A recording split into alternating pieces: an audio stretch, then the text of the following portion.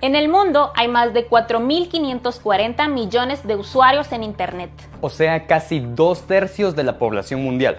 Cada minuto se suben 500 horas de video a YouTube. En Facebook se comparten hasta 150.000 mensajes y 147.000 fotos por minuto. En un minuto, 87.500 personas tuitean. En un minuto se publican más de 347.000 historias en Instagram. Se reproducen más de 404.000 horas de video en Netflix.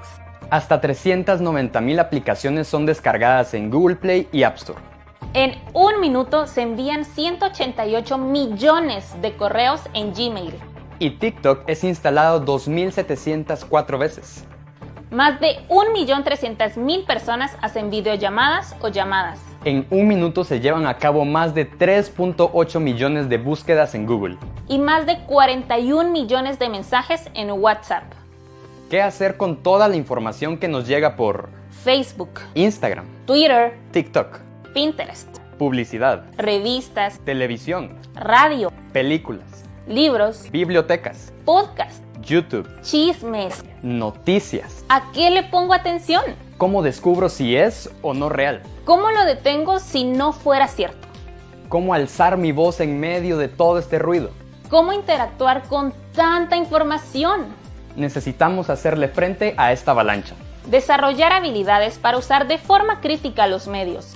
Ser capaces de elegir, ordenar y entender mejor la información. Analizarla e incluso crearla.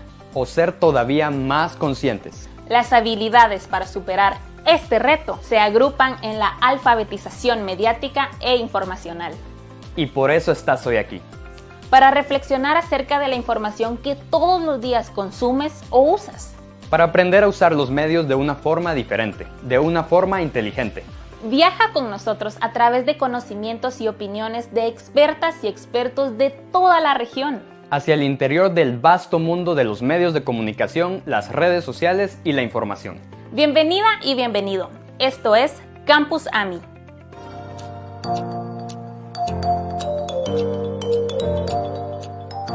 Hola.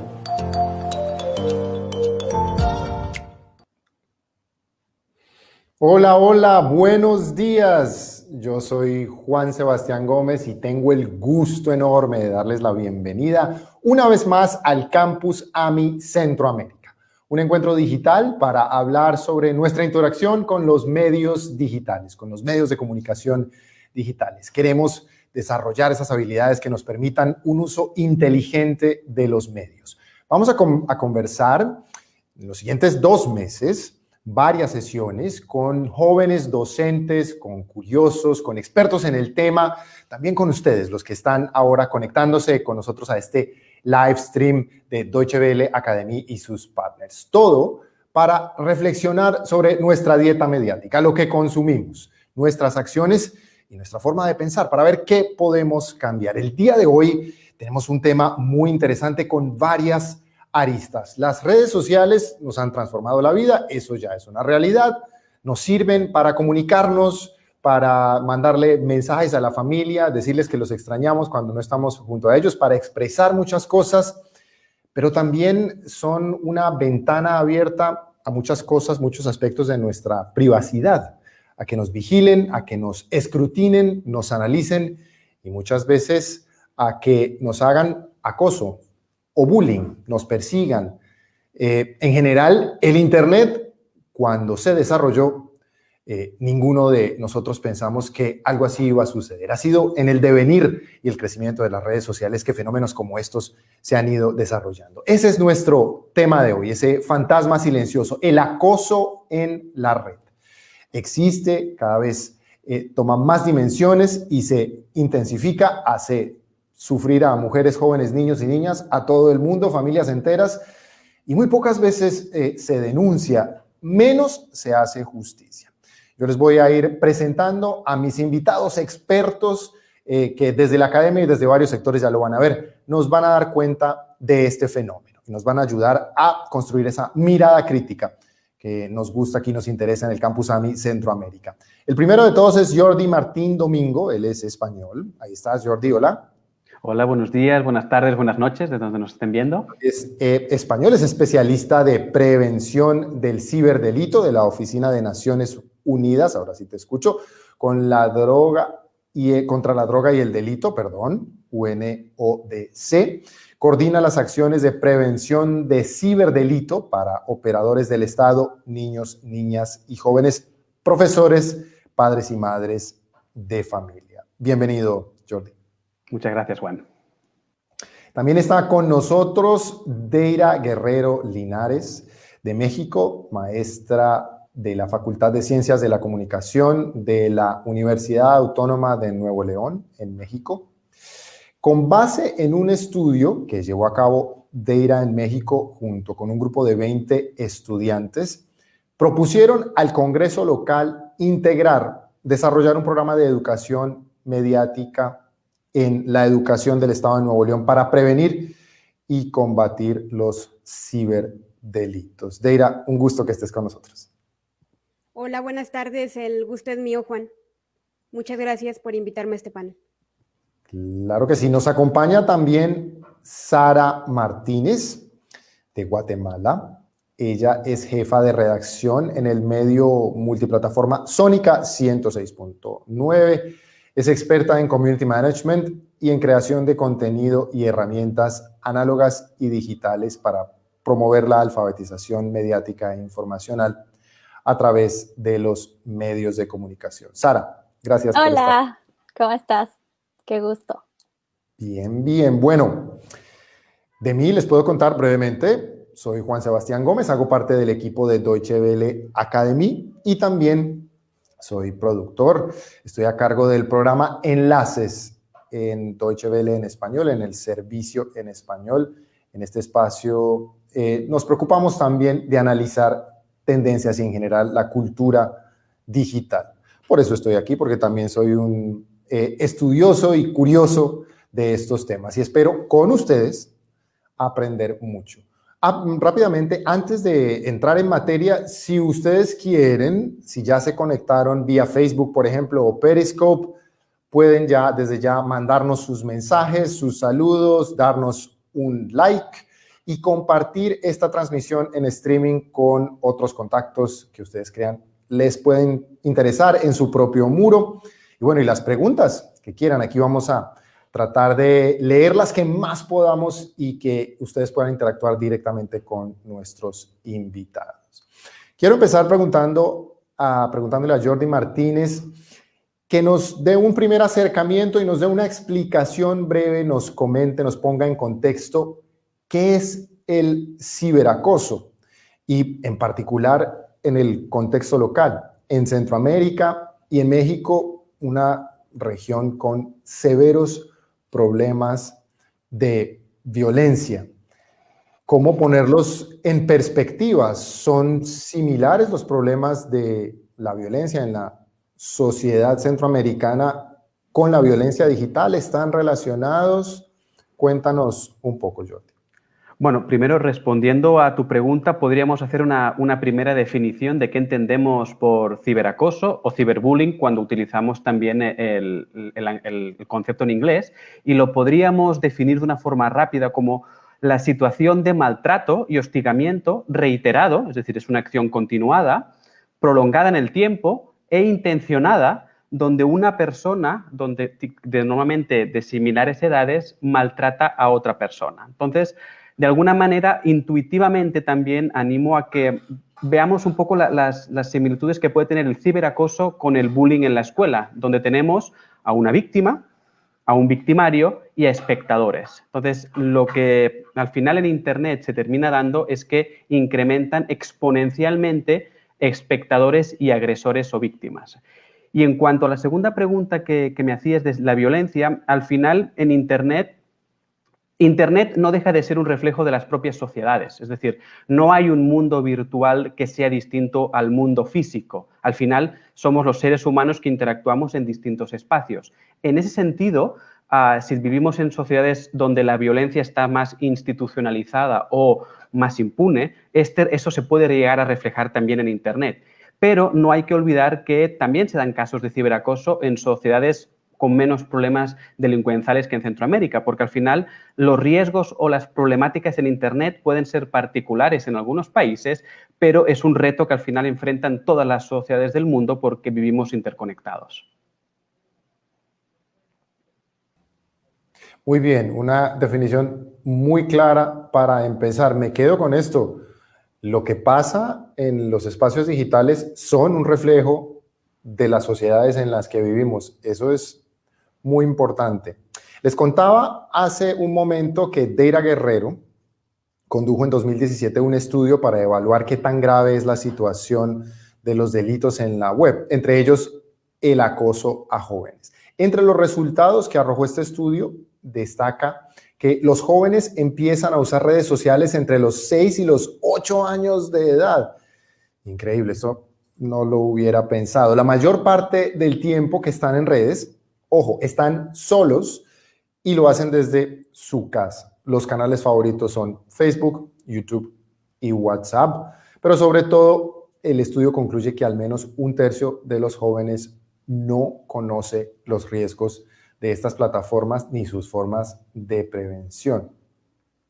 Deira, por supuesto, este estudio los lleva a ustedes a hacer esta propuesta al gobierno local. Eso fue ya en 2017. ¿Qué ha pasado hasta hoy? Actualízanos un poco.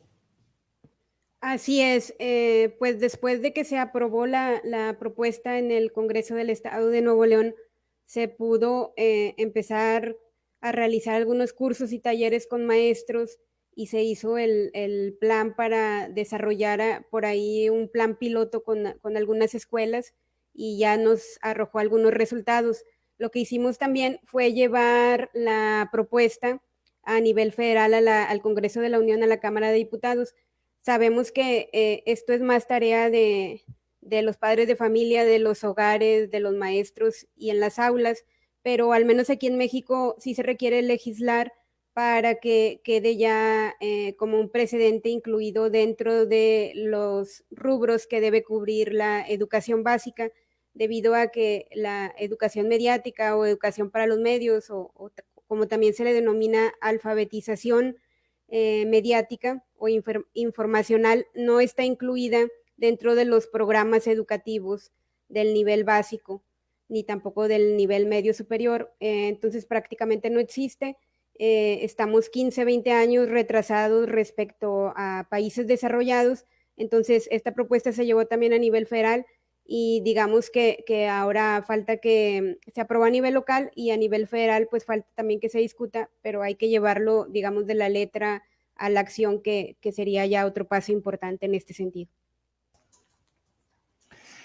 Muy bien, les recordamos a ustedes que estamos hablando hoy de ciberacoso en la web.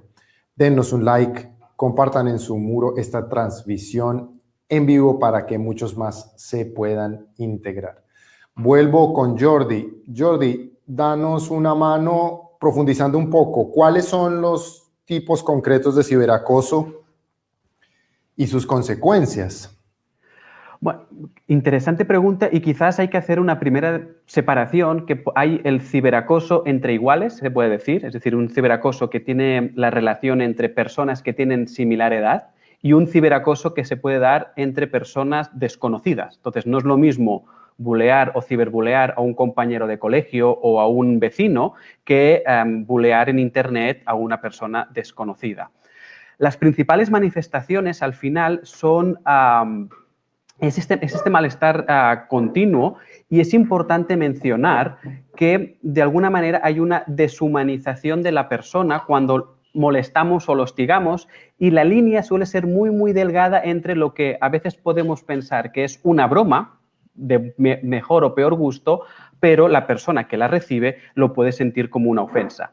Y a mí me gustaría también reflexionar, o que la audiencia viera, si se fijan, en el primer video del que hablábamos, decíamos que en el mundo éramos más de 4.500 millones de usuarios, de los cuales la mitad de la población mundial está en redes sociales. Nunca antes habíamos vivido en un mundo tan hiperconectado, a ese nivel donde cualquier persona en cualquier lugar del mundo, en cualquier momento, se puede poner en contacto con nosotros y a su vez nosotros nos podemos poner en contacto con ellos. Y al final la principal manifestación, yo creo, o una de las cosas que tenemos que tener muy en cuenta en esta alfabetización digital es el hecho de no olvidar nunca que detrás de una pantalla de un dispositivo hay otro ser humano que sufre, que padece y que también vive las consecuencias de nuestros actos.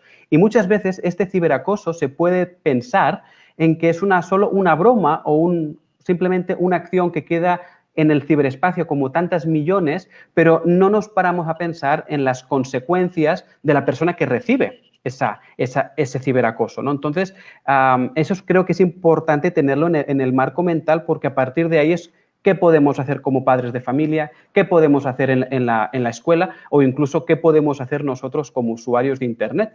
Y la principal forma es precisamente ser conscientes que nuestras acciones en Internet pueden lastimar a otros, aunque nosotros no seamos conscientes de ello. Y muchas veces el ciberacoso no es una acción tan voluntaria en el sentido de que quizás para muchas de las personas simplemente fue una broma, reenviar un meme gracioso, una frase, un audio, un sticker en WhatsApp, pero nos olvidamos de las emociones y los sentimientos de la persona que lo recibe. Entonces, sí me gustaría como que también eso lo tuviéramos en cuenta para el debate. Muy interesante.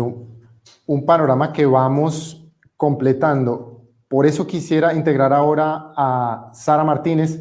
Ustedes trabajan con jóvenes, claro, en Sónica, y con grupos especialmente vulnerables. Ya que hemos oído esta descripción, podemos ponerla en perspectiva. Ustedes trabajan con estos jóvenes y, claro, implementando también la AMI a través de los medios. ¿Cómo ha sido su experiencia con lo que recién nos cuenta Jordi? ¿Coincide en ese análisis y cómo ha sido el uso de la AMI? ¿Sirve? ¿Cómo ha funcionado en los jóvenes con los que ustedes trabajan? Claro, bueno, para contarles un poco, nosotros somos un medio de comunicación que desde que creció, desde que nació siendo un medio de comunicación participativo para estos y estas jóvenes que no tienen una voz. Entonces, a lo largo de los años, a partir del 2017, nosotros empezamos a integrar este eje, este enfoque de alfabetización mediática informacional, en donde les contamos a las y los jóvenes cómo podrían interactuar o de qué forma podrían interactuar tanto en las redes sociales como la información que están llegando en su colegio, en su barrio, en sus comunidades.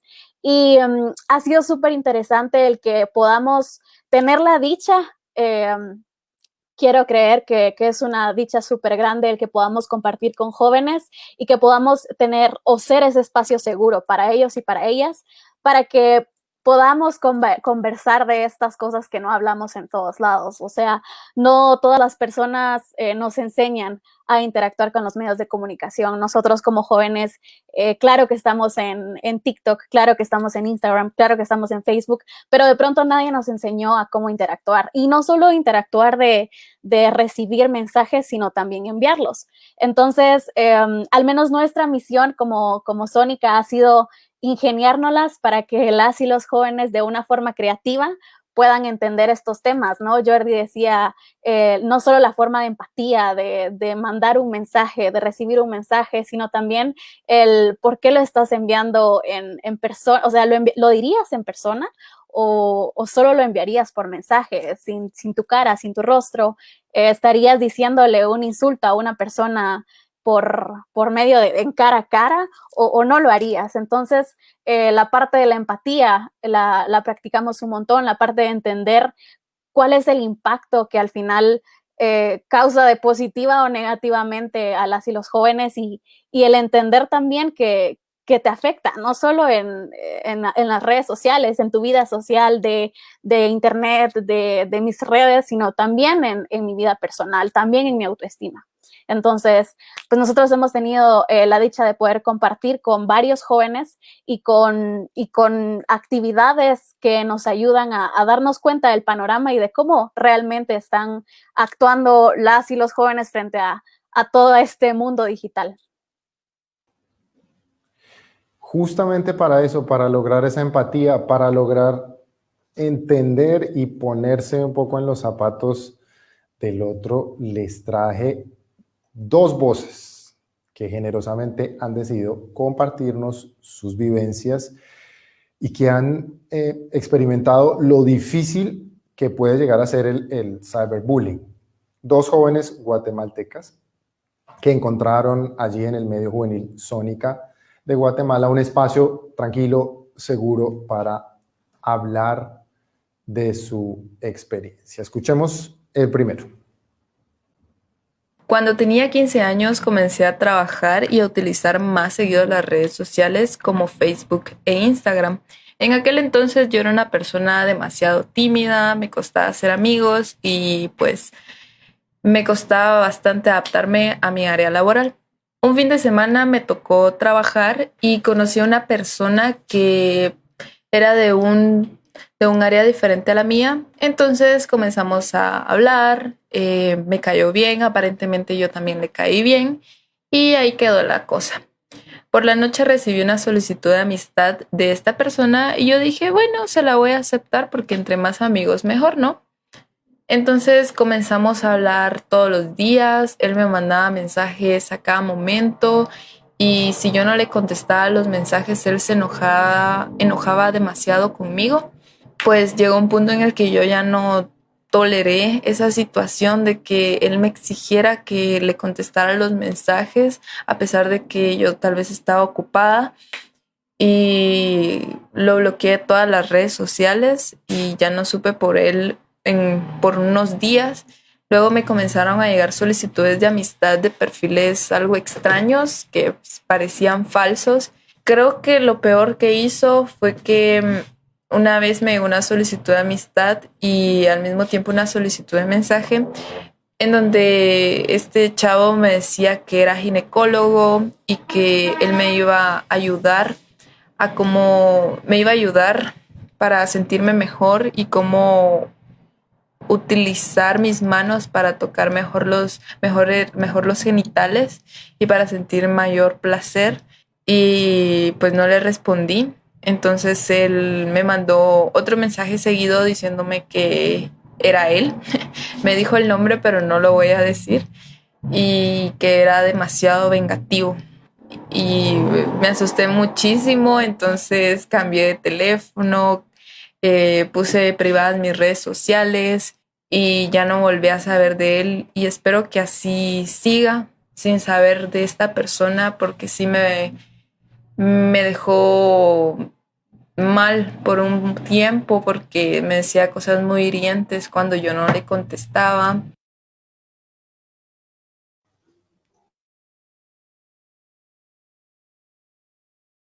Lo primero que pienso es, Sara, ¿cómo logran ustedes una confianza para que una persona decida compartir este tema tan delicado, tan personal? ¿Y cómo manejan ustedes el testimonio? ¿Cómo lo comparten o lo usan para generar esa empatía? Bueno, nosotros, como les decía, hemos estado construyendo durante más de, ya 5 años un espacio seguro para las y los jóvenes, para que no sientan que somos este medio de comunicación que viene, te pone tu música favorita, te pone la información que tanto te interesa y luego se va, sino que hemos tratado por medio de talleres, por medio de capacitaciones, por medio de redes sociales, que es donde ellos y ellas están, de construir esta amistad y sobre todo que somos un medio de jóvenes para jóvenes.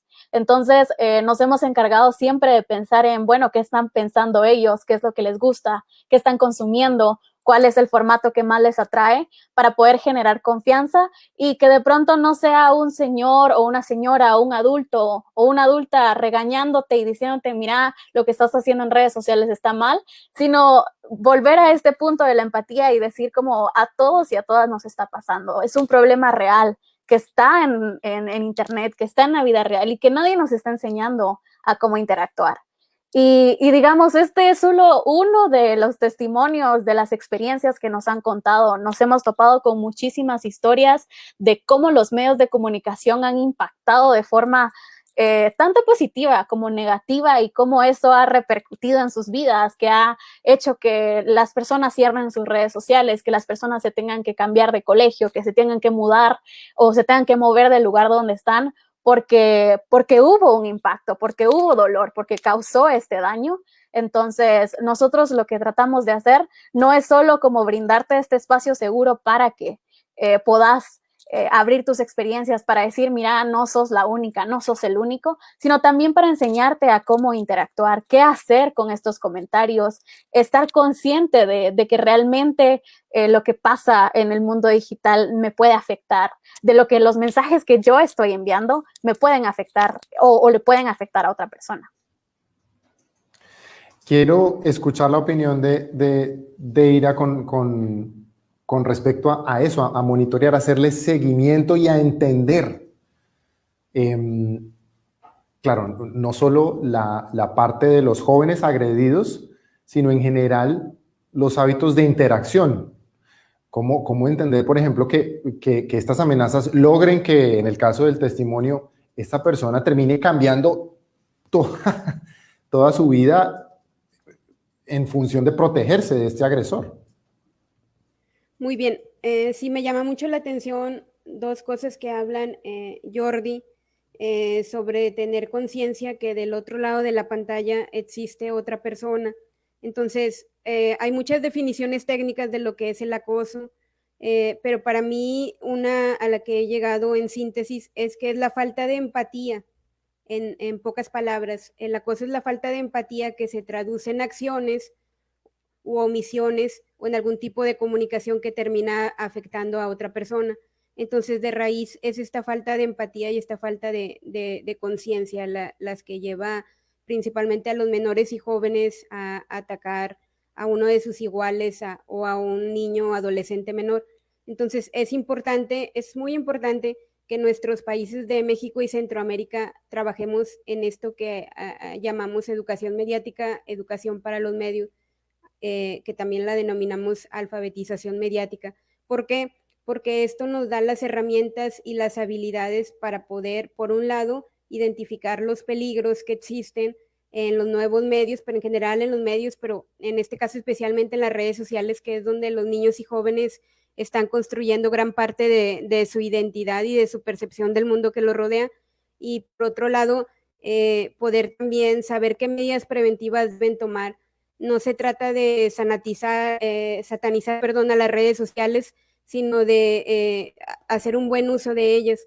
Entonces, esta es una tarea en la que tenemos que trabajar tanto en la escuela, como en el aula, como en el hogar, pero también debe generarse desde políticas públicas.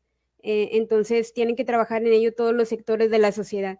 Hablándole en particular a los padres de familia, pues se requiere mucha comunicación con los hijos para entender su mundo, pero no podemos entender su mundo si nosotros mismos no nos preparamos en estas mismas habilidades y competencias mediáticas.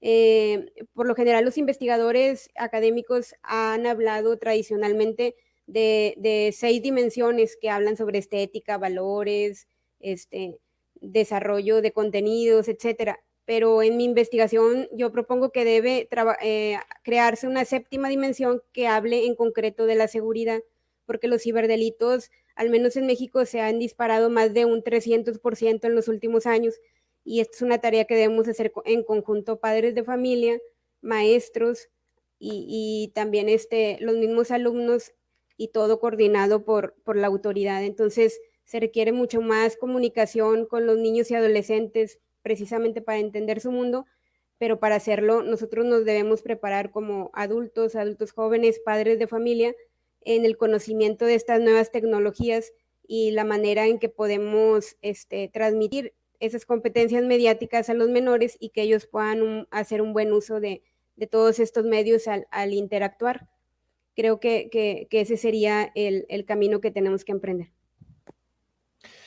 Un crecimiento, estas cifras que acabas de dar son alarmantes, diría yo. Jordi, quiero integrarte para que nos dieras una recomendación a las víctimas quizás de acceso en la red. Hoy, ¿qué mecanismos qué acciones se pueden tomar desde las más fáciles, quizás hasta el marco legal, para combatir, para defenderse como ciudadano agredido? Es un reto que tenemos como sociedad y en el mundo. De hecho, por ejemplo, no existe una convención internacional de ciberdelitos aprobada por Naciones Unidas. Los países están trabajando en ello, pero no tenemos aún un marco mundial que define qué es un ciberdelito y cómo abordarlo. Sin embargo, creo que lo primero que hay que ser muy conscientes es que la víctima se tiene que sentir víctima. Es decir, muchas veces en los ciberdelitos, las personas que sufren ese agravio o ese daño no denuncian primero porque no piensan que lo que les está pasando es un delito que les está afectando y simplemente no se identifican como víctima. Entonces, es importante hacer ese trabajo de hablar de la empatía, de las consecuencias, de lo que estamos viviendo, porque cuando uno se da cuenta o se convence de que es víctima, lo que puede hacer y lo que hace después es pedir ayuda. Pero si yo no me considero víctima, no voy a pedir ayuda y ese sometimiento, ese dolor, ese sufrimiento del que contaba Sara, se prolonga en el tiempo. Y de hecho, por eso creo que es muy pertinente el título del webinar de hoy, que es un proceso largo, prolongado en el tiempo, silencioso, porque no pedimos ayuda. Entonces, lo primero que tenemos que hacer es que víctima es víctima. Me ha pasado algo malo, tengo derecho a pedir ayuda y tengo derecho a que me ayuden. Entonces, eso para mí es muy importante y hay que empoderarnos a todos y a todas de que eso tiene que ser así. Por otro lado, es importante también tener mucho cuidado con las medidas de seguridad de nuestros dispositivos. Algunas veces estas fuentes de ciberacoso, la información que utilizan es por daños o por robo de información de nuestros dispositivos. Entonces es pedir ayuda, revisar nuestros protocolos de seguridad en nuestros dispositivos celulares y de la computadora, guardar las evidencias digitales. Por ejemplo, el testimonio de la chica de Guatemala, pues si a veces estas personas víctimas por el propio sufrimiento borran los chats, borran esas insinuaciones, es importante resguardar esa evidencia porque esa evidencia va a servir a los investigadores, a la policía y a los ministerios públicos y a las fiscalías para poder hacer las averiguaciones de quién es esa persona, dónde está, desde qué lugar. Y esa información es muy importante para poder hacer esa investigación de los ciberdelitos, que es compleja, es difícil, pide una colaboración no solo de las instituciones de justicia, sino también de las empresas proveedoras de Internet incluso, y mucha coordinación internacional, porque la víctima puede estar en un país, el victimario en un segundo país y la prueba de ese delito, esa imagen, en un servidor de un tercer país. Y también es muy importante en el tema del ciberacoso particularmente advertir a la persona que nos acosa de que sabemos de lo que está haciendo es delito y que estamos dispuestos a denunciar. Muchas veces esa acción de simplemente soy consciente de lo que estás haciendo está mal, me lastima y es un delito y te puedo denunciar, es una forma disuasoria para que lo dejen de hacer. Y si eso no se consigue, hay que interponer las denuncias ante las autoridades de justicia pertinentes, las policías y las fiscalías de cada país. Entonces, para resumir, tenemos derecho a pedir ayuda, cuidemos nuestra ciberseguridad de nuestros dispositivos y la privacidad de nuestros dispositivos, estemos dispuestos a denunciar y, en el peor de los casos, cuando esto ya no sea suficiente, interponer la denuncia para las investigaciones pertinentes. Perfecto. Ese último resumen es muy útil si hay alguien en este momento que nos esté viendo y que está siendo víctima directa del ciberacoso. Quiero compartirles el segundo testimonio que les traje a través de Sónica 106.9. Escuchemos. Cuando tenía 15 años comencé... Me llamo Silvia y quiero contar mi experiencia con el ciberbullying. Y bueno, hace unos años, cuando asistí al colegio, estaba en la primaria, empecé a sentir el rechazo de mis compañeros de clase, cómo se alejaban, se burlaban a mis espaldas, dañándome psicológicamente con muchísimos insultos. Era muy agobiante. Me quedaba callada, no le decía a mis maestras ni a mis papás, tal vez por vergüenza, la verdad, no lo sé. Hubo un momento en donde ya no soporté y le conté a mi mamá. Hablamos con los directores de esa institución y lamentablemente no hicieron nada al respecto. No me ayudaron. Entonces tuve que salirme ya del colegio para poder tener un poco de paz. Empecé mis estudios en casa. Fue ahí en donde empezó el ciberbullying. Jamás pensé que iba a ser tanto y tan dañino para mi vida. Poco a poco iban dañando la autoestima que tenía, mi integridad. Se metían con mi familia, me insultaban, los insultaban a ellos. Bloqueaba a alguien y el día siguiente tenía otra cuenta falsa donde me seguía queriendo dañar. Era demasiado. Tuve momentos de depresión. No me podía concentrar en las clases ni nada. Aquí no acaba todo. Cambié de redes sociales, cambié de casa, me fui a otro departamento de Guatemala. Sentía mucho miedo, mucha desconfianza a lo que podía pasar conviviendo con otros jóvenes, pero gracias a Dios, porque creo que Él es el autor principal de cómo afronté esta situación. Sé que no todos afrontamos de la misma manera una situación así, pero yo la afronté con Dios y fue duro porque aprendí a perdonar cuando a veces tenía ganas de vengarme, pero esa no es la solución. Y gracias por permitirme contar esto. Bueno, gracias a esta persona que decidió compartirlo, probablemente para que no vuelva a suceder.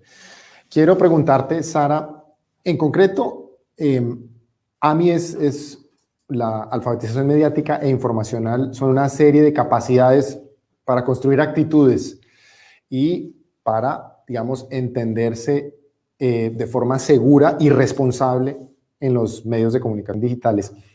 En el caso concreto del ciberacoso, quisiera que nos ilustraras cuáles son las habilidades dentro de la AMI que tú consideras claves para evitar estas situaciones. ¿Cómo la AMI puede ayudarnos a educarnos y a educar a las generaciones que vienen para que esto no suceda? Hablando de las competencias en específico de la alfabetización mediática e informacional, creo que todas se complementan para lograr que el ciberacoso no es que desaparezca, sino que estés consciente de que existe y saber enfrentarlo.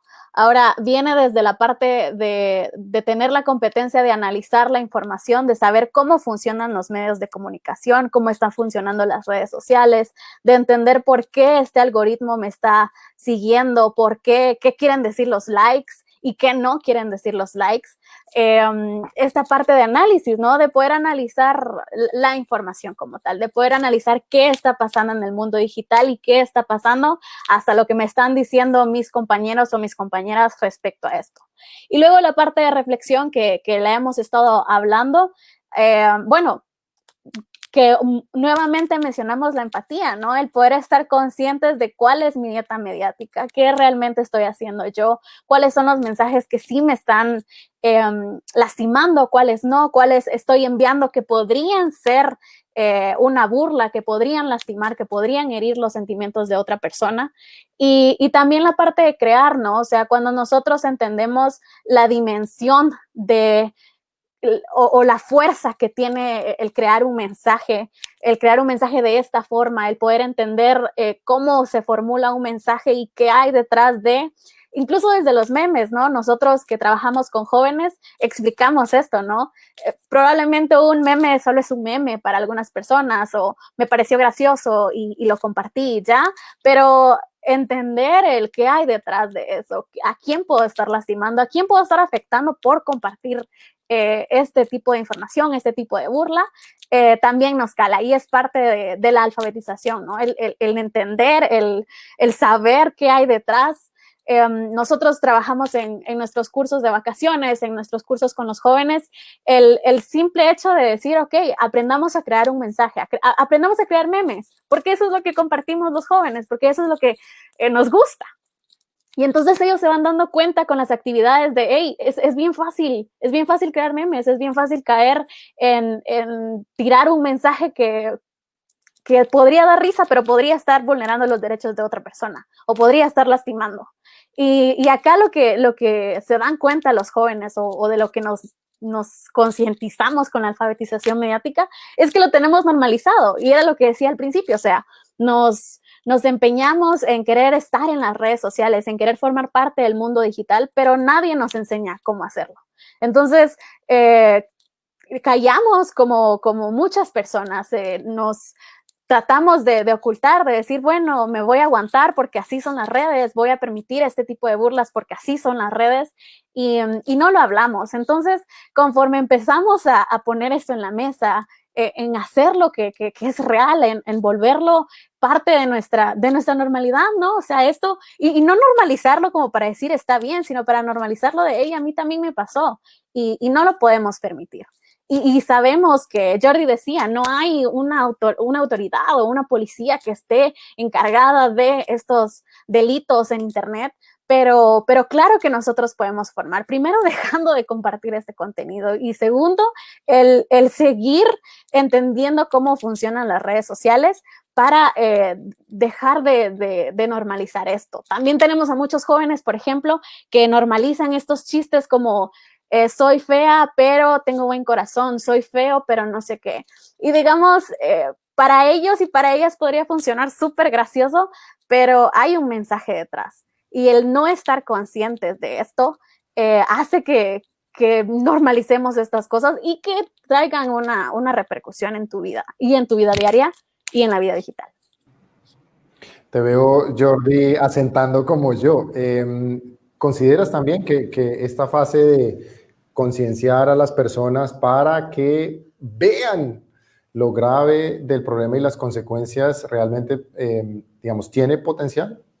Absolutamente. Es decir, para luchar contra el ciberacoso hay que trabajar en la ciberconvivencia. Entonces, así como nosotros somos ciudadanos y nos enseñan normas de educación, de respeto en la vida física, también tenemos que aplicar esas normas de convivencia. Si queremos un Internet seguro, libre, donde podamos ejercer derechos, lo tenemos que cuidar todos y todas. No solo es la responsabilidad de que otros tengan que protegerme, también depende de mí. Yo sé que soy consciente que podemos pensar, bueno, es que en Internet hay miles de millones de personas. Bueno, pero empecemos por cambiar nuestro propio comportamiento. ¿Cómo trato yo a los demás? Pues por normas básicas, como me gustaría que me trataran a mí. Si a mí no me gusta que me insulten y que me griten, pues yo tengo que tratar exactamente con el mismo respeto a las demás personas. Y en ese sentido estoy completamente de acuerdo con Sara de que hay que trabajar esa ciberconvivencia no desde la parte punitiva, sino es decir, qué mundo queremos todos y todas y qué mundo trabajamos todas y todas para hacerlo. Y eso es una responsabilidad colectiva. Tenemos el Internet que nos merecemos y obviamente hay riesgos, hay peligros, pero es que muchas veces hay personas que se consideran buenas personas y lo son, que hacen malas cosas en Internet y que lastiman a otros por ignorancia, por desconocimiento. Entonces, es muy, muy importante trabajar esa ciberconvivencia desde una óptica positiva, no represiva, y sobre todo un mensaje para los papás y las mamás es que hay que educar en el uso de la tecnología de Internet. Las actitudes represivas o punitivas ya no funcionan. Es decir, quitarle la opción a que un niño o una niña aprenda a utilizar la tecnología no les va a ayudar en el futuro porque no van a saber cómo interactuar. Lo que hay que hacer es un acompañamiento digital que ocupe la tecnología pero que estemos pendientes de ellos. Así como cuando llegan del colegio les preguntamos cómo están y supuestamente esa pregunta es desde la curiosidad y desde el interés genuino de que nos cuenten, también deberíamos preguntarles ¿y cómo te va en Internet? ¿Qué amigos tienes? ¿Cómo te va? Y no desde una óptica represiva, sino desde un acompañamiento. Entonces, tenemos que ponernos todos y nos tenemos que cuidar y generar esos círculos de convivencia y de confianza y de protección. Porque si se fijan en los testimonios, y con eso termino, muchas veces nos vamos sintiendo solos y aislados y el sufrimiento va calando. Cuando tenemos redes de apoyo, es más fácil superar un insulto. Cuando alguien está bien anímicamente, que alguien le insulte por la calle, te puede dar igual. Si tú tienes algún tipo de malestar, ese insulto te puede ser el detonante de que te sientas muy, muy mal. Entonces, tenemos que fomentar esas redes de apoyo en ejercicios como Sónica, en el colegio, en los institutos, en donde sea, precisamente para cuidarnos y para protegernos. Deira, Sara y también Jordi, justo veíamos un comentario que decía, bueno, no solo se necesita mucho coraje para salir a denunciar, sino el tiempo, alterar nuestra vida, para que luego las autoridades nos ignoren, no haya un marco legal adecuado y finalmente nos quedamos con la denuncia en el aire y la persona se revictimiza, digamos, y tiene que revivir todo lo que sucedió. Ustedes, el que se anime a contestarnos, ¿cómo manejar eso en los jóvenes?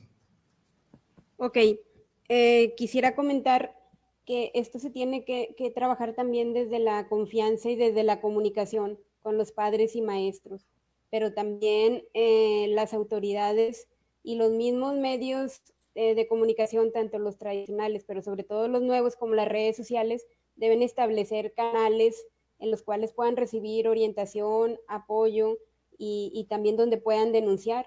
Desgraciadamente en nuestros países de Centroamérica y México no existe una procuración de justicia muy eficaz en este sentido, en el que pues, las denuncias muchas veces son burocráticas, incluyen mucha tramitología, y además generalmente no llegan a una sentencia.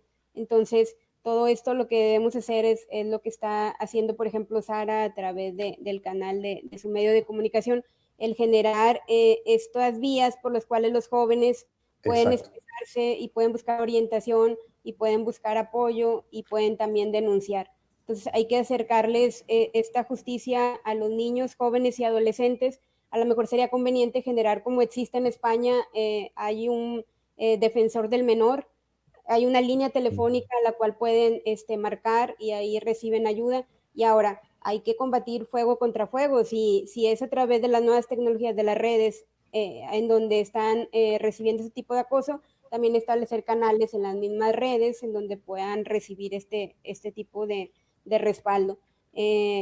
Tenemos que vivir en esta realidad y sacarle el máximo provecho y verle el lado propositivo. Como decía Jordi, no podemos satanizar a las redes sociales ni verlas desde una visión prohibitiva, porque ya es parte de nuestra realidad y forma parte de todo esto a lo que denominamos pues sociedad de la interacción. Ya sobrepasamos la sociedad del conocimiento, la sociedad de la comunicación, y ahora ya estamos en una sociedad de la interacción.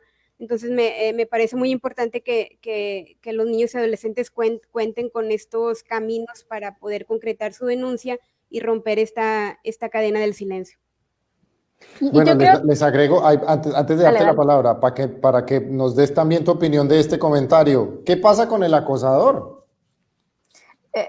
Bueno, yo iba a comentar que también por eso estamos aquí, ¿no? O sea, por eso la necesidad de que todos y todas podamos entender cómo funcionan los medios y cómo funciona la información, porque de hecho, digamos, nuestra familia, la gente que es adulta, las personas que son más pequeñas, digamos, no tenemos una idea, no estamos en una sociedad acostumbrada a lidiar con la información y con los medios. Entonces, creo que es por eso la necesidad de traer estos espacios, de poder demostrar que existe, que hay una preocupación y que hay una necesidad de poder solventar estas cosas, ¿no? El poder interactuar y decir, ok, mi mamá me prohibió tantos años utilizar estas redes sociales, y no se trata de eso, ¿no? Se trata de, ok, los puedo usar, pero entiendo cómo se usa, entiendo cuáles son los pros y las contras de estar en esto.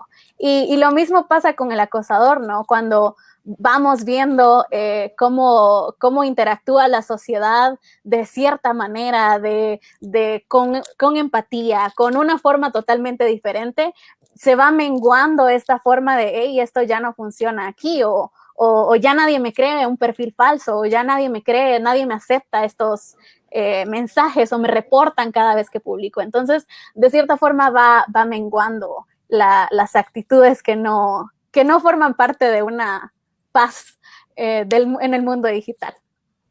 Jordi. Sí, quizás nosotros como Oficina de Naciones Unidas contra la Droga y el Delito tenemos un componente de prevención, pero también fortalecemos las capacidades de los estados para el combate, es decir, para la investigación y la judicialización de los procesos. Somos plenamente conscientes que vivimos en países donde las denuncias tienen los sistemas de justicia tienen todos los retos de los que hemos hablado, pero si no fomentamos una cultura de la denuncia, fomentamos la impunidad. Es decir, si nunca llegamos a revelar, si nos da miedo denunciar por lo que sea, al final lo que estamos generando es menos capacidad investigativa. Entonces, a pesar de todo lo difícil, de todos los retos que aún tenemos que superar, tenemos que seguir denunciando y, obviamente, generando las condiciones sociales para que se mejoren los marcos normativos, para que se mejoren las capacidades investigativas de las policías y de las unidades de ciberdelito, pero sin denuncias no podemos investigar, no sabemos dónde empezar. Entonces, a pesar de que yo sé que puede haber mucha dificultad para la víctima, pero también hay que fomentar la cultura de la denuncia, porque si no, la impunidad va a seguir estando y ese tipo de ciberdelitos tiene una gran cifra negra. Realmente, cuando uno pide datos oficiales a las instituciones, te pueden reportar un serio número de casos de ciberdelitos, pero sabemos que hay muchos más. Y entonces, la única forma de visibilizarlos, aparte de con encuestas, es seguir generando confianza para que las personas se animen a ir a las instituciones a denunciar este tipo de casos. Y eso también es un reto que tienen los estados y que también están trabajando. Es decir, me consta que en Centroamérica hay unidad de ciberdelito. Nosotros trabajamos con los países de Centroamérica y de todo el mundo en estos aspectos y también forma parte del camino. Pero hay que ser muy consciente que este tipo de delitos son delitos muy complejos. Como les contaba antes, porque la víctima está en un país, hay que identificarla, el victimario está en otro país con otra jurisdicción y seguramente la prueba está en un tercer país y además aquí involucran también muchos las proveedoras de Internet, las empresas, por un tema también de privacidad, de si pueden o no pueden dar, si esa IP que corresponde o ese enlace a esa hora. Entonces, hay que generar muchas voluntades, mucha coordinación y muchas sinergias y estamos en ese camino. De hecho, hace 10 años no estábamos como estamos ahora, pero eso no implica que haya retos que haya que seguir estando. Pero yo sí que quiero lanzar el mensaje de que hay que denunciar porque es la única forma de que activemos los mecanismos. ¿Que son mejorables? Sí, pero si no denunciamos, no vamos a mover la rueda. Muy bien ese mensaje también y presentas un panorama muy, muy complejo. También que invita mucho al actuar de todas las entes competentes que tendrían que ver en alguno de los momentos para solucionar la problemática. Te había dicho, claro, que la constricción de tiempo, pero es justamente porque nuestro siguiente tema tiene un poco que ver con lo que nos acabas de comentar. Antes, quiero simplemente recordarles que el Campus AMI es apoyado por la UNESCO, que promueve la alfabetización mediática e informacional en decenas de países del mundo. Una vez al año, la UNESCO organiza la Semana de la Alfabetización Mediática e Informacional, en inglés Global Meal Week, que este año se llevará a cabo del 24 al 31 de octubre. Y el Campus AMI forma parte de esta iniciativa. Nuestro agradecimiento entonces a UNESCO, además también, por supuesto, a todos nuestros partners. Hablemos, ya hemos entrado un poco en qué hacer, cómo entender y cómo asumir esta problemática. Jordi nos acaba de decir, aunque denunciar parece ser muchas veces estrellarse contra una pared, hay que hacerlo para que se tome nota, para que las autoridades lo sepan, para que esté en la esfera pública que algo sucedió, que existe abuso y que los abusadores por lo menos sepan que las personas que sufrieron su violencia digital no están solas y no tienen miedo a hablar. Ahora bien, en cuanto a la educación y en cuanto a la AMI, que es, digamos, la herramienta, por ejemplo, la Oficina de Naciones contra la Droga y el Delito ha llevado a cabo procesos de capacitación de maestros, Jordi, correcto, incluso aliándose con sectores públicos de cada país, y tú has estado allí en contacto con ellos. Hablemos de este proceso. Las personas que están a cargo de entregar esa educación, de formar a estos jóvenes que están entrando de lleno al mundo digital y están viviendo estas experiencias, ¿están preparadas? ¿Cómo prepararlas mejor? ¿Cómo analizas tú todo este proceso teniendo en cuenta esta gran brecha generacional entre nativos digitales y no? ¿Cómo ha sido esa experiencia? Pues ha sido una experiencia muy, muy enriquecedora en el sentido de que hay que empezar a poner los temas también encima de la mesa y el sistema educativo, por lo que estamos hablando, tiene que empezar a hablar de estos temas porque nuestro yo digital a veces es tan importante como el yo en el mundo físico. Entonces, ha sido bien interesante porque más o menos sí hay una brecha generacional entre los maestros y las maestras que están educando a los migrantes, a los nativos digitales, pero hay que educarlos y darles herramientas para que entiendan el fenómeno, no lo criminalicen y puedan empezar a hablar en normalidad de lo que pasa. Entonces, ha sido muy enriquecedor. Por ejemplo, hace 2 meses terminamos un proceso en Honduras donde hicimos una convocatoria abierta y teníamos a 5.000 docentes en los webinars como este, y recibiendo capacitaciones sobre estas temáticas. Es decir, hay un gran interés y una gran demanda de necesidad de información por parte de los adultos de saber qué está pasando en Internet, porque Internet es un espacio donde, de jóvenes y de niños particularmente, donde los adultos somos la minoría. Entonces, también les tenemos que dar esas herramientas a las personas para que hagan ese acompañamiento digital. Y una de las quizás reflexiones que yo he llegado a durante estos procesos de estos años, y es que no siempre es necesario ser un experto tecnológico para poder hacer prevención de ciberdelitos. ¿A qué me refiero?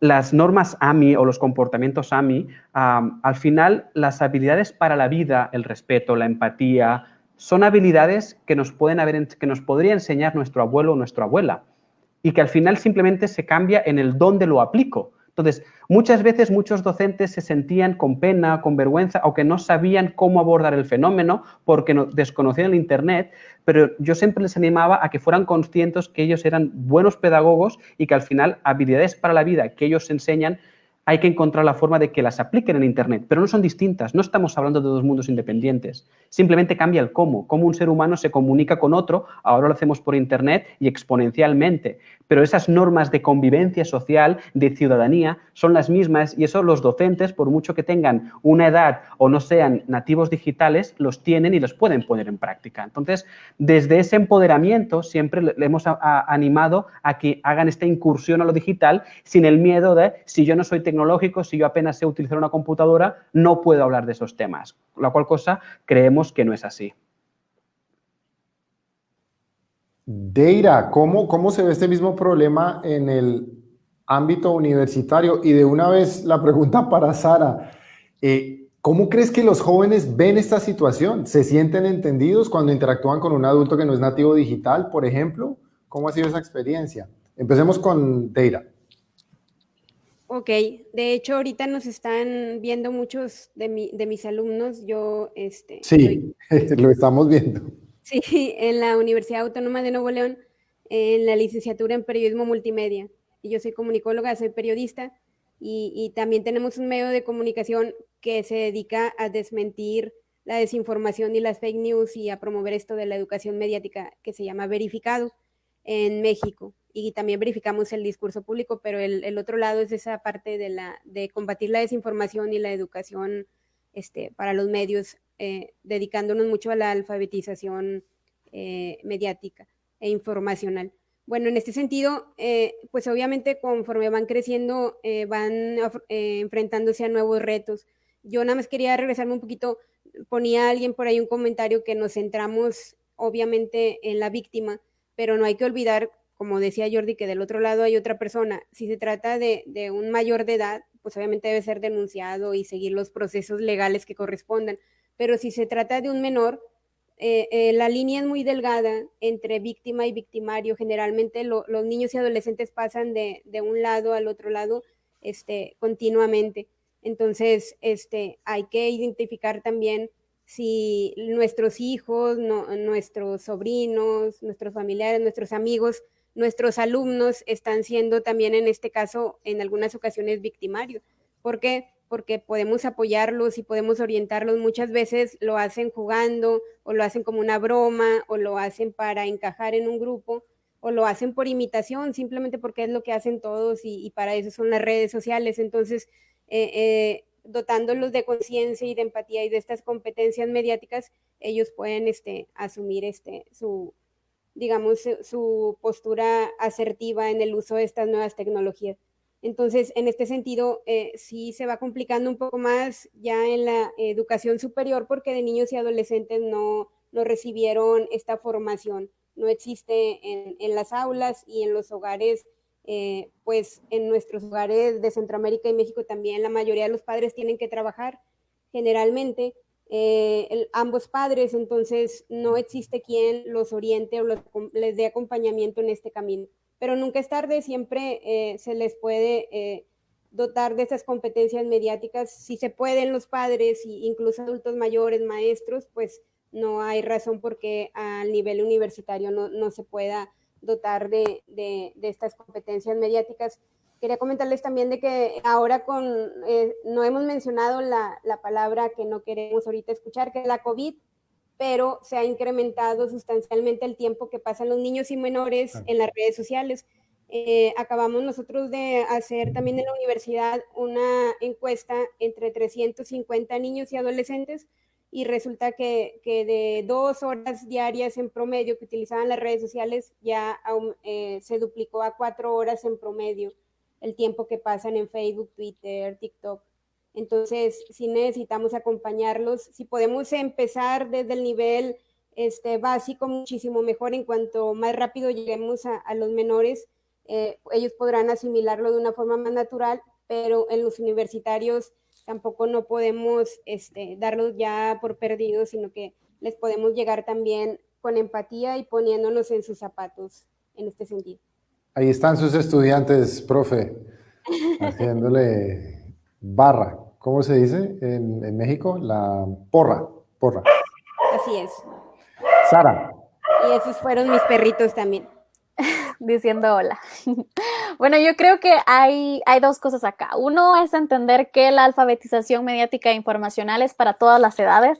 Es decir, aunque unos tengamos las competencias o las habilidades para acceder mejor a tecnologías más que otras personas, creo que todos y todas estamos en este medio de no saber cómo funciona el mundo digital, ¿no? Todos los años van cambiando las reglas, la forma en que comunicamos por medio del internet, ¿no? Antes no teníamos este tipo, o no estábamos acostumbrados a tener este tipo de foros, o no estábamos acostumbrados a este tipo de plataformas, pero siempre vamos evolucionando y creo que para todas las edades es necesario el poder desarrollar este tipo de habilidades y de actitudes también. Y luego con los jóvenes pienso, por lo que hemos vivido, que si algo nos ha ayudado a nosotros es justo eso, el poder crear un espacio seguro, el poder abrirles las puertas para que cuando contemos estas cosas, porque cuando tenemos estas experiencias en donde contamos, yo tuve que cerrar mi Facebook por esto y esta cosa, yo recibí estos mensajes y esto, y por eso me tuve que desaparecer.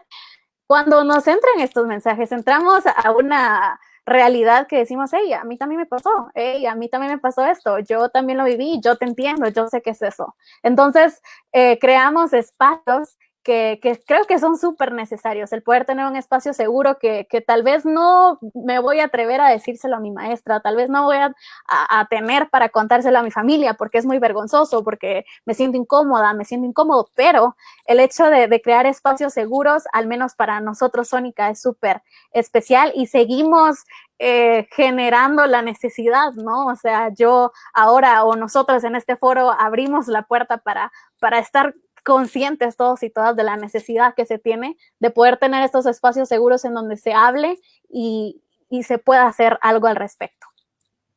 Una pregunta muy interesante. Quiero que nuestros invitados se aventuren a darnos una respuesta concreta y rapidita. ¿Creen que hay una edad pertinente para que los jóvenes tengan el primer contacto con las redes? ¿Qué podríamos decirle a los que nos están viendo y dudan? Dicen, ¿a qué edad le puedo soltar el smartphone a mi pequeño para que abra su cuenta en Facebook o la red social que quiera? ¿Cómo? A ver, empiezo con Jordi. Esa es la típica pregunta y al final yo siempre respondo que en la edad que se sientan que están dispuestos a asumir la exposición que eso supone.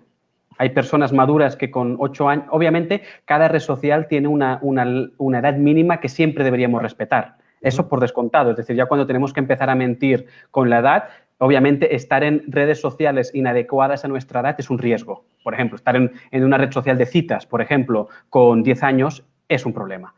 Pero hablando de las redes sociales más neutras o más blancas, al final es qué tanto puedo asumir esta exposición que supone que yo me muestre al mundo. Entonces, eso es una decisión que hay que seguramente tomar colegiadamente entre padres y niños y niñas. Es decir, no deberían tener redes sociales menores de edad si no hablan antes con los papás y al final es un tema de consenso, donde se pongan las normas claras y las restricciones que cada quien considere que deba tomar. Creo que esa es una forma de empezar el camino con una comunicación, unos pactos y unas normas del juego que al final se establecen entre las personas que van a tener que manejar esos. Y cada quien debe decidir si comparten clave social, las contraseñas, si no, las horas, el horario, pero eso ya forma parte de ese acompañamiento y creo que al final, a partir de todos esos, se puede definir si el menor está capacitado para asumir las consecuencias de lo que está haciendo con las obligaciones o las demandas que le ponen sus adultos protectores.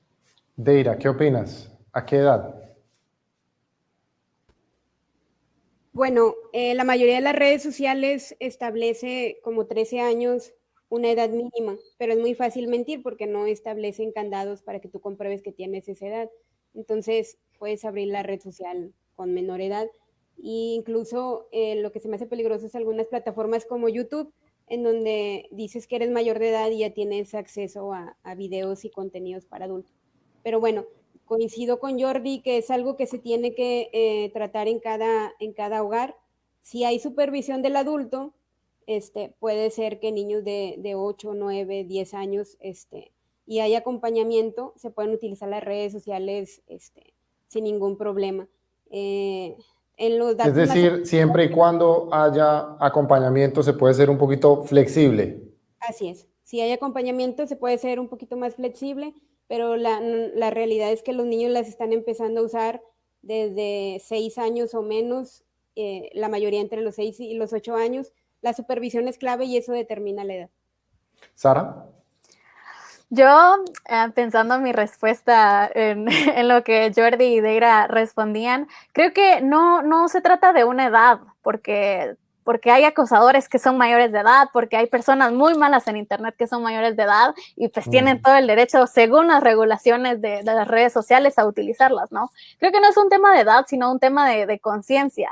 O sea, si les explicas, si conoces, si estás consciente de lo que de la huella que estás dejando en la forma digital, si entendés que, repito, esto no nos lo dicen, esto nosotros que nacimos con redes sociales así de, ya tuvimos acceso y bueno, aprendamos a usarlas, pero creo que es más de eso, que nos pongamos con los pies y con la conciencia y entender de, bueno, si ya sé más o menos, o sea, ya sé los riesgos, ya sé cómo funciona, ya entiendo, ya practico empatía, creo que es una forma para usarlo, claro, en un mundo ideal, porque como dicen mis compañeros, pues hay niños utilizándolo, hay adultos que les digo que son muy malas personas y ya tienen la edad que está en los parámetros de seguridad, pero creo que es más de eso, ¿no? O sea, ahora más que nunca empezamos a cuestionarnos si realmente estamos listos o listas para utilizar las redes sociales, o nos empezamos a cuestionar más. Tal vez no estar listos ni listas, sino empezarnos a cuestionar más lo que pasa en el mundo digital y lo que pasa en la vida real.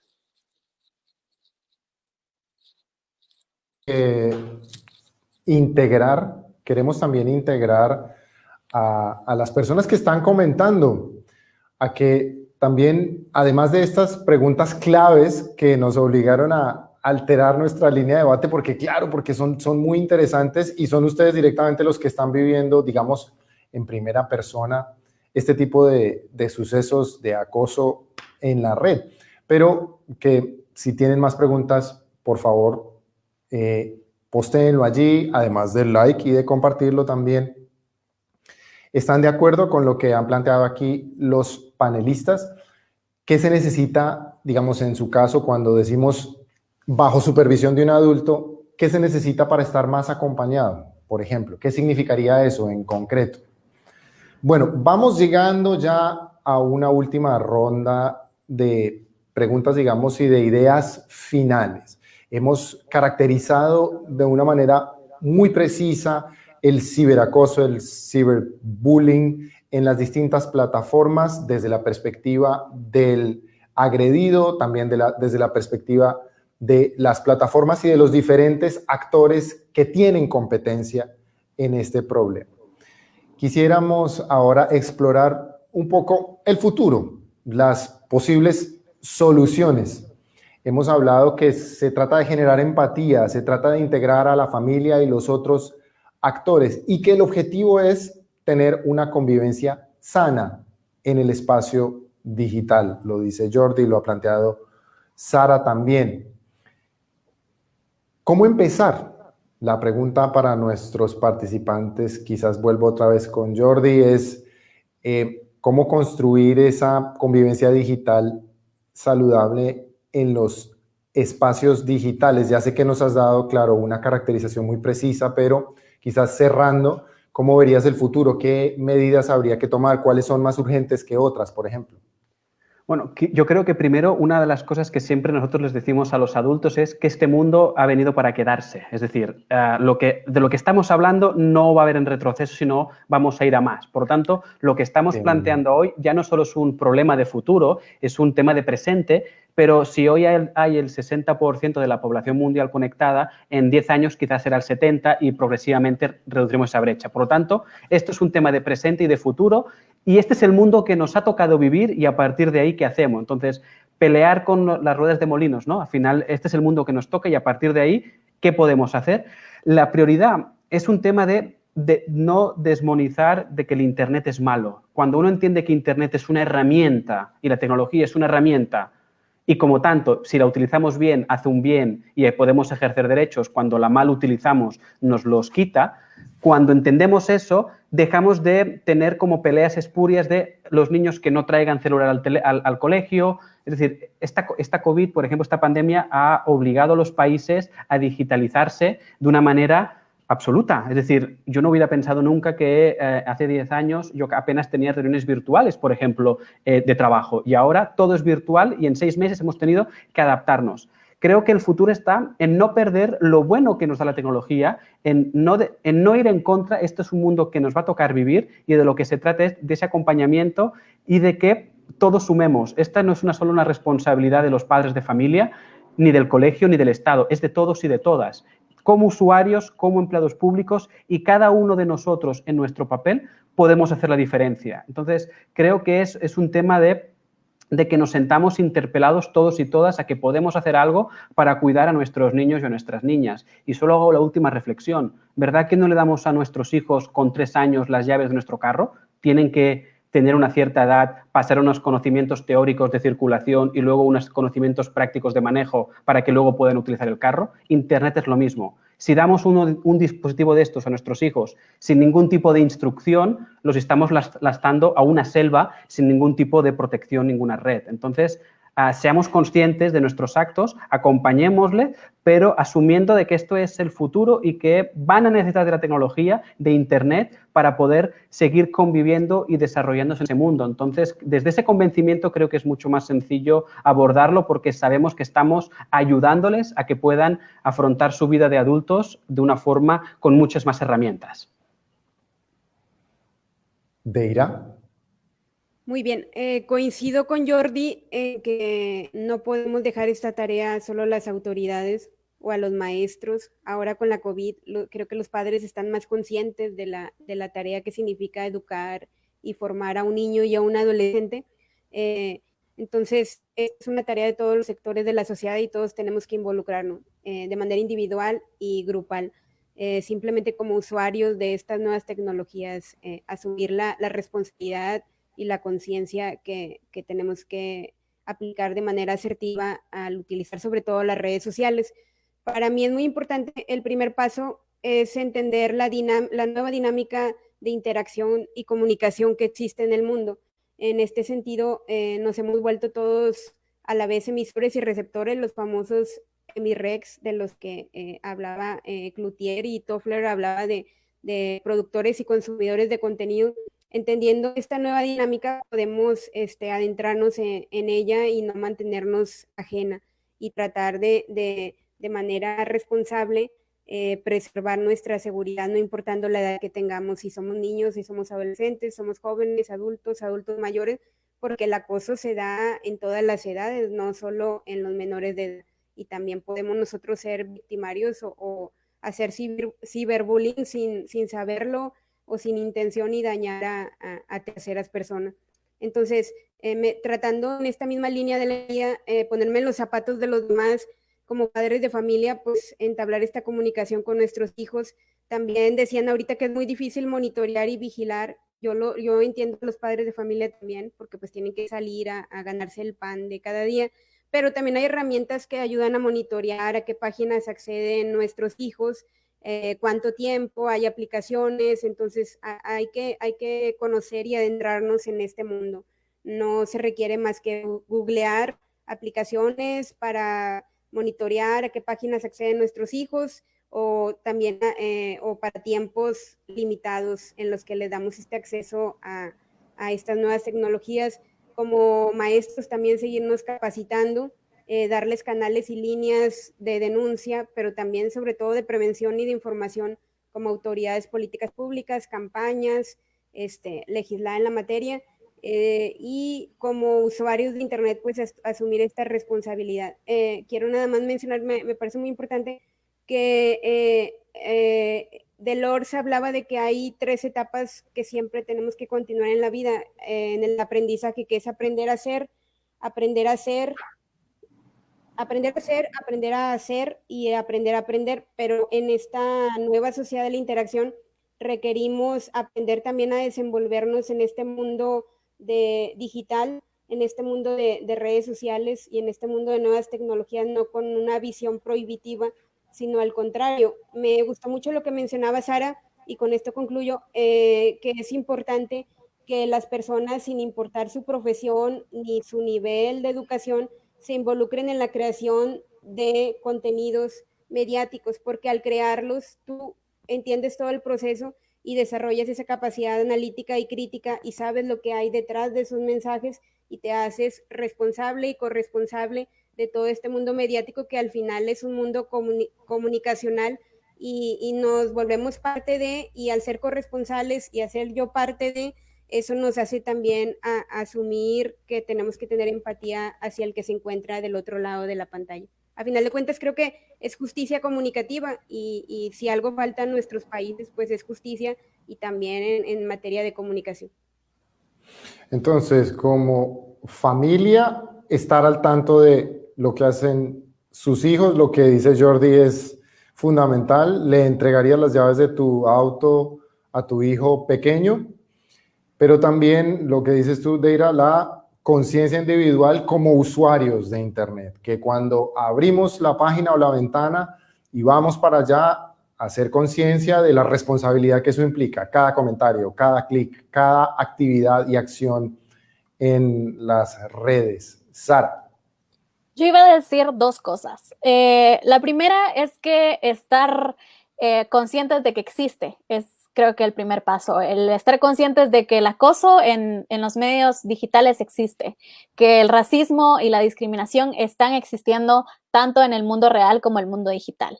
Y luego creo que es súper importante el hacerte una autoevaluación. Creo que nunca o rara vez nos ponemos a pensar en si realmente o en qué estoy haciendo yo con el contenido que estoy compartiendo. Nosotros tenemos muchísimas actividades de autoevaluación en donde hacemos un checklist de cosas que sí hacemos y no hacemos en Internet, y de pronto de esa forma te empieza a calar un poco, te empieza a hacer ruido dentro de tus redes sociales el hecho de, bueno, sí, yo he publicado memes que podrían lastimar a otra persona, o yo de pronto me he burlado de gente en Internet y no lo haría en la vida real, o yo he recibido ese tipo de información, o he recibido comentarios que me parecen incómodos y que me da pena compartir, o que no me siento cómoda con recibir.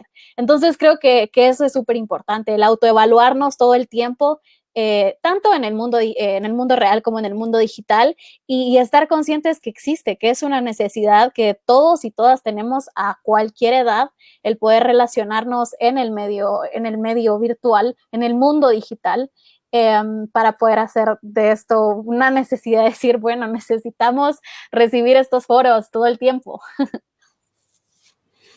Claro que sí. Bueno, me dicen que la discusión en redes está que arde. Tenemos muchos comentarios. Hubiera sido fantástico haber podido leerlos todos y seguir aquí un rato más. Yo creo que a todos nos gusta mucho este tema. Pero en nombre del Campus AMI Centroamérica queremos darle las gracias con el corazón a nuestros invitados e invitadas que se tomaron su tiempo, que compartieron su saber con nosotros. Gracias, Jordi. Gracias, Sara.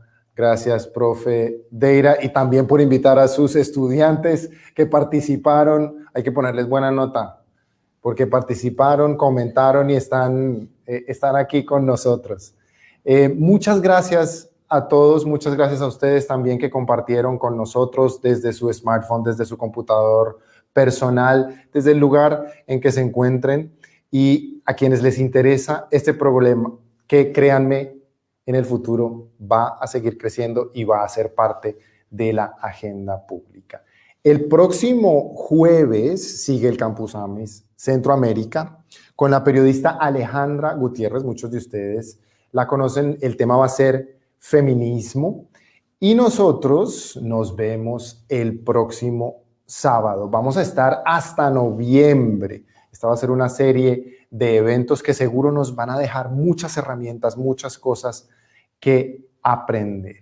Les doy las gracias a todos. Yo soy Juan Sebastián Gómez, J. Sebastián Gómez en redes sociales, y esto es el Campus AMI Centroamérica. Nos vemos el próximo fin de semana. Chao.